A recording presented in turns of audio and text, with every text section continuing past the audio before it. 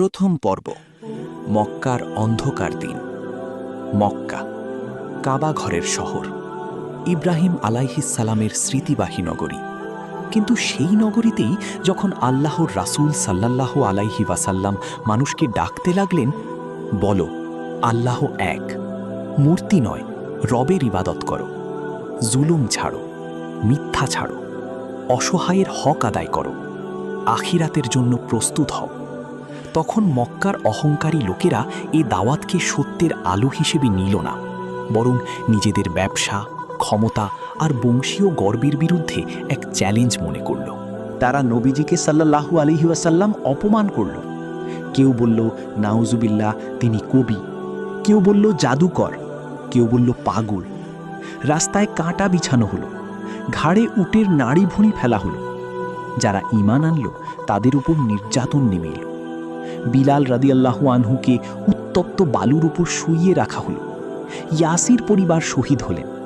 সুমাইয়া রাদিয়াল্লাহু আনহা ইসলামের প্রথম নারী শহীদ হলেন। তারা নবীজিকে সাল্লাল্লাহু আলাইহি ওয়াসাল্লাম অপমান করল। কেউ বলল নাউজুবিল্লাহ, তিনি কবি। কেউ বলল জাদুকর, কেউ বলল পাগল। রাস্তায় কাঁটা বিছানো হলো, ঘাড়ে উটের নাড়ি ভুঁড়ি ফেলা হলো।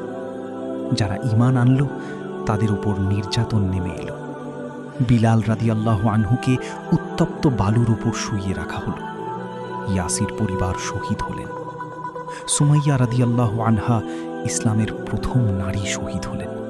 এদিকে একের পর এক কঠিন আঘাত এসে নবীজির হৃদয়কে বিদীর্ণ করতে লাগল। প্রথমে চলে গেলেন তার চাচা আবু তালেব, যিনি ইসলাম গ্রহণ না করলেও জীবদ্দশায় তাকে সামাজিক সুরক্ষা দিয়েছিলেন। এরপর ইন্তেকাল করলেন তার প্রাণপ্রিয় স্ত্রী, সান্ত্বনার ছায়া, ঘরের প্রশান্তি, হযরত খাদিজা রাদিয়াল্লাহু আনহা। সেই বছরটিকে ইতিহাস বলেছে আমুল হুজন, দুঃখের বছর। ভাবুন তো, কেমন এক সময় ছিল সেটা। ঘরের ভেতরে সান্ত্বনা নেই, বাইরে নিরাপত্তা নেই। যে চাচা বেঁচে থাকলে অন্তত কুরাইশরা একটু ভেবে কথা বলতো, তিনি নেই। যে স্ত্রী ঘরে ফিরে বলতেন, হে আল্লাহর রাসূল, আপনি দুঃখ করবেন না, আল্লাহ আপনাকে কখনো অপমান করবেন না, তিনি নেই। একদিকে দাওয়াতের ভার, অন্যদিকে মানবিক শোক, আর চারদিক থেকে অবিশ্বাসীদের ব্যঙ্গ, ঘৃণা, অবরোধ। কিন্তু নবীজি সাল্লাল্লাহু আলাইহি ওয়াসাল্লাম থামলেন না, কারণ নবীদের কাজ আরাম খোঁজা নয়, সত্য পৌঁছে দেওয়া। দ্বিতীয় পর্ব, তায়েফের দিকে একাকী যাত্রা।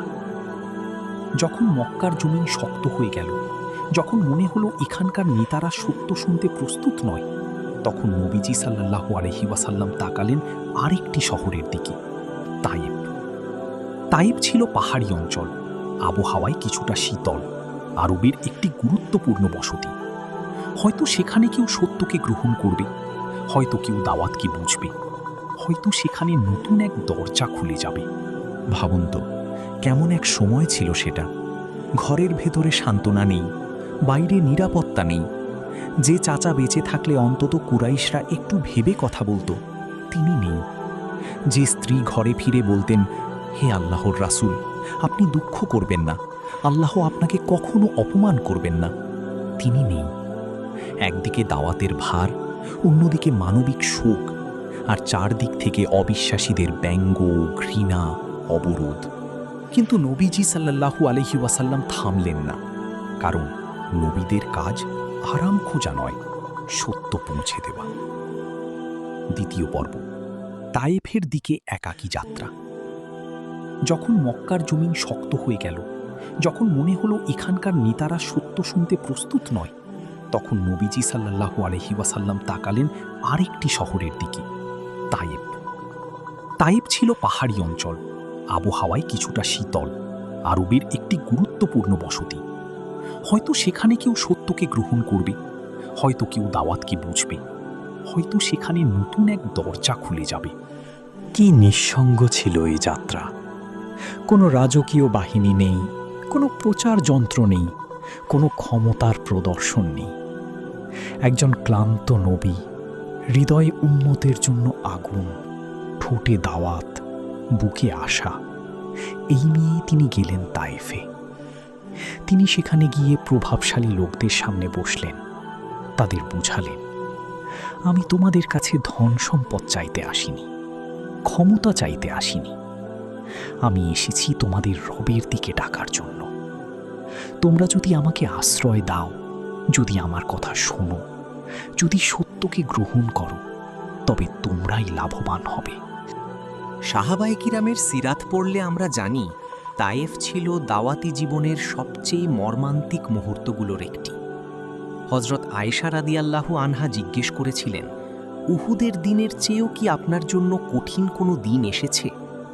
নবীজি সাল্লাল্লাহু আলাইহি ওয়াসাল্লাম বলেছিলেন, হ্যাঁ, তায়েফের দিন, যখন তিনি ইবনে আব্দ ইয়ালাইলের কাছে দাওয়াত পেশ করেছিলেন এবং সে তা প্রত্যাখ্যান করেছিল।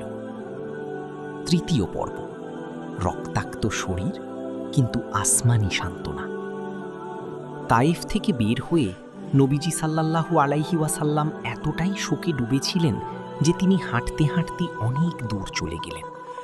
একসময় তিনি একটি স্থানে থামলেন, হৃদয় ভারী, শরীর